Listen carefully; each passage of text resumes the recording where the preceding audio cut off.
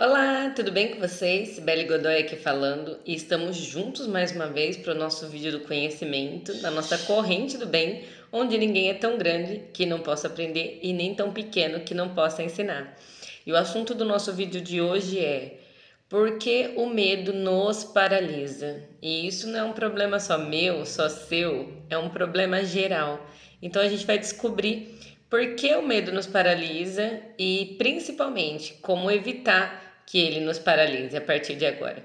Bom, a nossa citação bíblica, como sempre, porque eu sempre pego uma citação bíblica para explicar para vocês o que o Senhor tem falado comigo em relação àquilo, está em 2 Timóteo, capítulo 1, versículo 7. Diz assim: porque Deus não nos tem dado espírito de covardia, mas de poder, de amor e de moderação. Gente, o medo, ele nos domina principalmente por ele ser uma coisa inexplicável, né? Uma coisa inigualável. Mas vamos lá, o maior medo que a gente tem na nossa vida é de morrer, né? E engraçado que a única certeza que a gente tem na nossa vida também é que nós vamos morrer. Todos nós aqui vamos morrer. Então, por que ter medo de algo óbvio? Por que ter medo daquilo que vai acontecer? Não sei. Tem gente que morre andando de bicicleta, tem gente que morre andando a pé, tem gente que morre de carro, de avião. A maneira que morre não importa. O importante é que todos nós aqui temos um tempo estabelecido na Terra e nesse tempo a gente precisa viver o melhor possível que a gente puder. Mas para viver o melhor possível, a gente precisa principalmente parar de ficar paralisado mediante aos medos do que pode acontecer, medo de mudança, medo de sair da sua zona de conforto.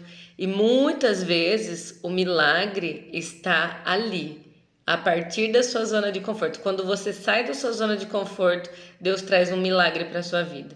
Quantas vezes me aconteceu situações que me deixaram com muito medo, mas eu fui com medo mesmo assim, porque não tive muita escolha naquele momento, né?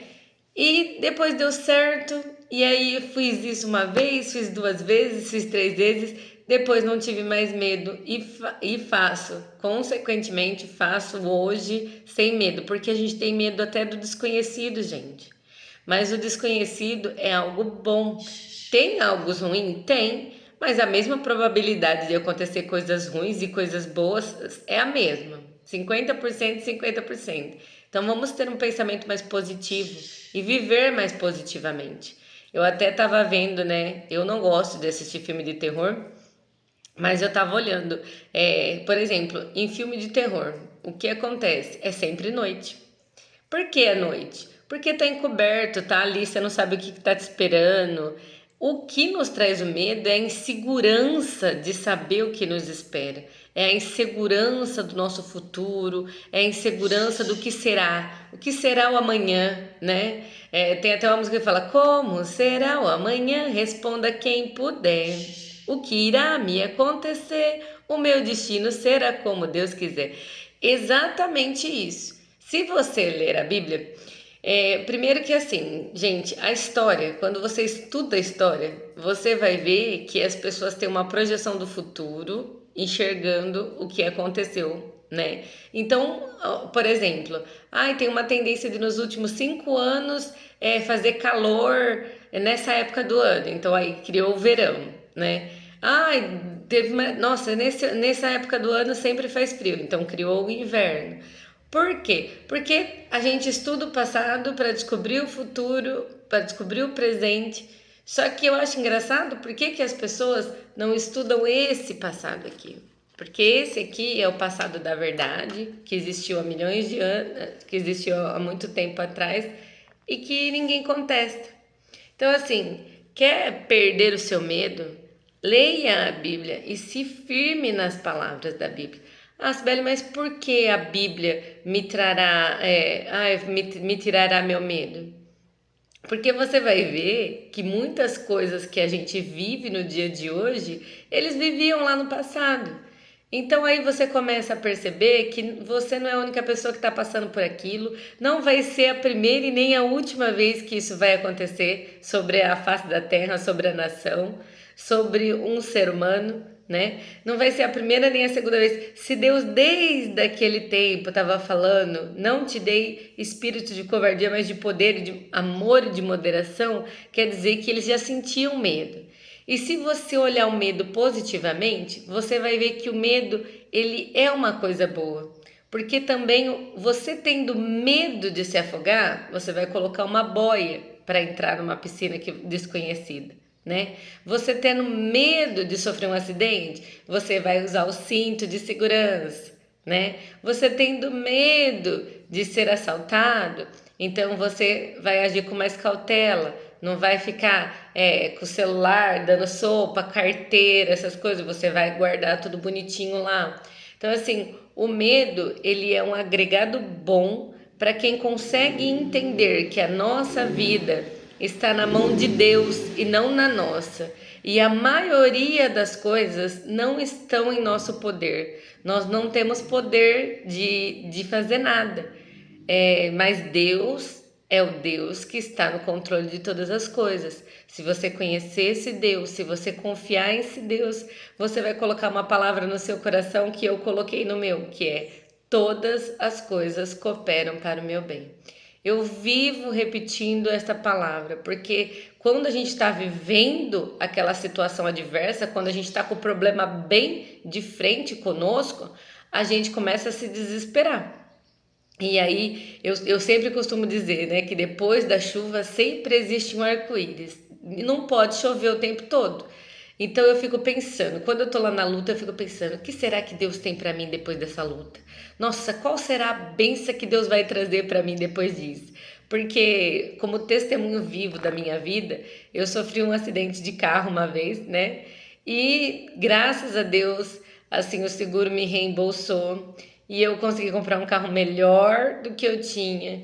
E assim, Sibeli, você queria ter sofrido um acidente de carro? Não, não queria.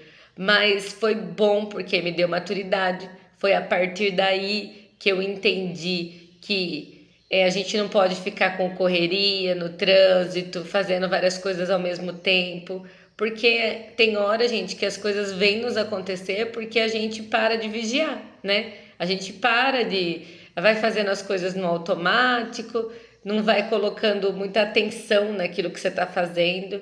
Então, é até bom que aconteça esses alertas na vida da gente para que a gente possa, opa, peraí, eu preciso fazer com mais atenção, eu preciso tomar mais cuidado, né?